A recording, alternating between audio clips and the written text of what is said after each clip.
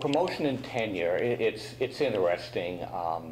So it varies so much by state, especially when it comes to extension, because extension is handled differently in different states, and in some cases the promotion and tenure tracks for people that work in the field faculty or field extension agents might differ from what would be required for a statewide specialist, perhaps working in a department on the main campus. So there is a lot of variability state to state.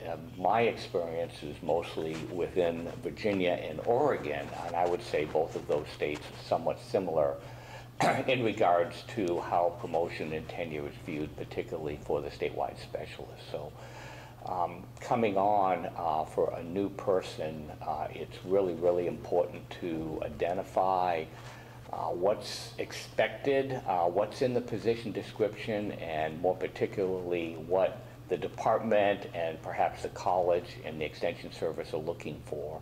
One of the best tips I could give would be to find some other extension specialists, whether they're in your college or perhaps another one who've been successful through the system, and buy them a cup of coffee, talk with them. In some cases, maybe even create a mentor-mentee relationship with them, because those are the folks that have been successful where you are, and that's probably the most important thing. Having a good relationship with the department head and the other decision makers up the chain is always good, making sure that they know and understand what it is that you're doing. Don't just take your job and go off and come back 5 years later or 6 years later and apply for tenure. It's really, really good to make sure that all the people who are going to be having an influence on the promotion and tenure are aware of what it is that you're doing and how you're being successful. And how have the expectations and requirements for promotion and tenure changed over my career? And before coming into extension, I had previously worked for 10 years in teaching and research. And so in my personal situation, I achieved tenure and promotion to associate professor at one institution, and then I changed to institutions and I gave tenure up and had to win it back again in my second institution.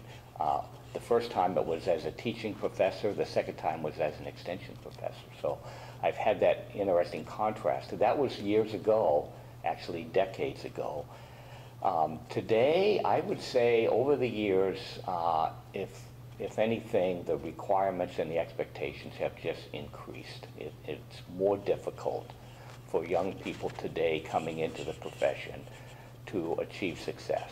The standards have moved up pretty much across the board in terms of numbers of publications, amount of external funding brought in. Back in my day, it was perfectly fine to say, gee, I did 25 extension programs this year.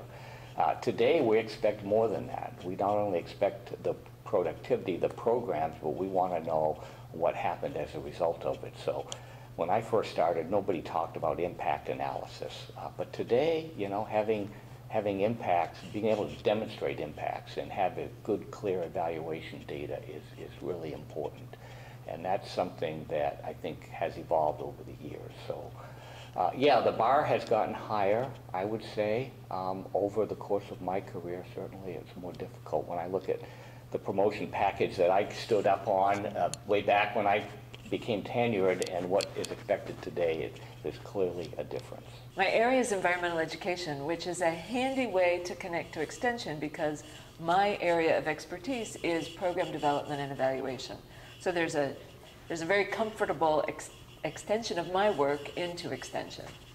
In terms of advice, my director told me in my first year of working at the University of Florida that the most important thing I could do was to go to the extension conference that we have every year that brings all the extension agents and specialists together. And part of what he meant was you need to interact with agents. You need to find out what they do, what they need.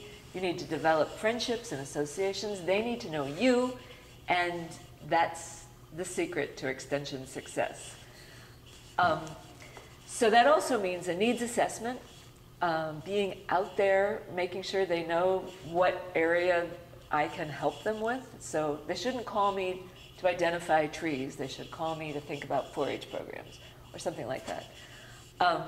So I did. I started with the needs assessment.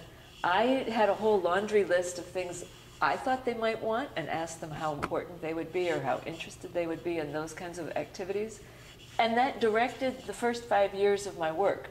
I needed to work on the 4-H project books. I needed to work on citizen science activities, update the contests that we have. And that kept me busy for a good long time.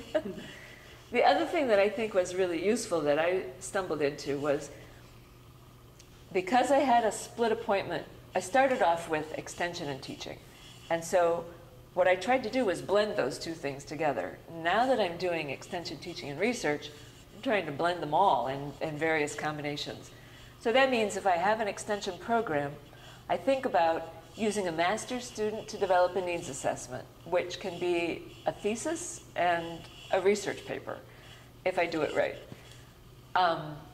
When it's teaching, I had a bunch of undergrads research ways we use trees in various and interesting products, and then we all made an extension fact sheet out of it. There's other ways that I've also tried to blend things together. When I was working on curriculum development, I had a bunch of students develop activities, and then the next year they evaluated activities. They've evaluated websites. They've helped develop websites because younger people have a way more facile ability with website software than I ever will. When it comes to website designs, I was really to put our curriculum on the website and make it available. I had no idea that people could develop web tools to do as many things as we ended up doing. So it wasn't just an online training where it was what I would have done in person made available on the web. It was a whole new world of videos and options and pull-down menus and crazy things that I never would have thought about. But you hire younger people and away they go. How would you recommend like a new extension specialist who might be based on campus technically kind of integrate with agents and meet agents and everything, or work with them? I think you got to get out. You can't sit in the office. You got to interact with them. You got to spend time out there. You got to really understand, because especially Ohio's so diverse in the landscape, and we've got several metropolitan areas, but we've also got Appalachia, and so you can't really assume anything. You've got to spend time there and understand the people and their clients to really be able to have an impact. It's kind of hard to force feed from top down to get things there. If they see the need and it's more bottom up, it's usually more effective.